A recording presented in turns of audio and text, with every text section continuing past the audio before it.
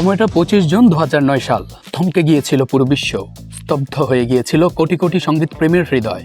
Loss অ্যাঞ্জেলসের একটি হাসপাতালে মাত্র 50 বছর বয়সে চিরবিদায় নেন পপ সম্রাট মাইকেল জ্যাকসন।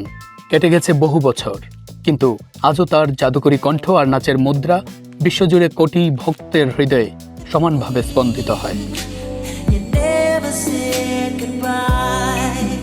মাত্র 5 বছর বয়সে জ্যাকসন 5 ব্যান্ডের মাধ্যমে গানের ভুবনে যাত্রা শুরু এই বিস্ময় বালকের। তবে 1982 সালে মুক্তি পাওয়া তার একক অ্যালবাম থ্রিলার সঙ্গীতের ইতিহাস চিরদিনের জন্য বদলে দেয়, যা আজ অবধি পৃথিবীর ইতিহাসে সর্বোচ্চ বিক্রিত অ্যালবাম।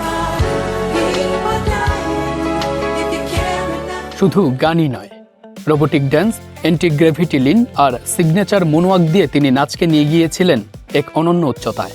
তিনি শুধু একজন গায়ক ছিলেন না, তিনি ছিলেন বিনোদনের এক জীবন্ত বিপ্লব। আলোর নিচে যেমন অন্ধকার থাকে, মাইকেলের জীবনেও তেমনি ঢাকা ছিল নানা বিতর্কের চাদরে।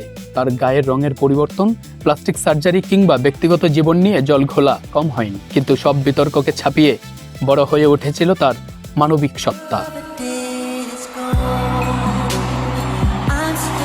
হিল দ্য ওয়ার্ল্ড কিংবা উই আর দ্য ওয়ার্ল্ড গানের মাধ্যমে বিশ্বশান্তি ও মানবতার দূত হয়ে দাঁড়িয়েছিলেন তিনি।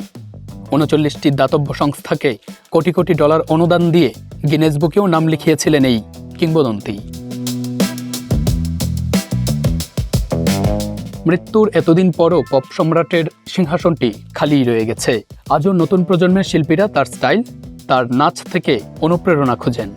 মাইকেল জ্যাকসন কোনো নির্দিষ্ট সময়ের ফ্রেমে বন্দী নন, তিনি চিরন্তন। পৃথিবী যতদিন থাকবে, পপ সঙ্গীতের আকাশে উজ্জ্বলতম নক্ষত্র হয়ে জ্বলবেন তিনি।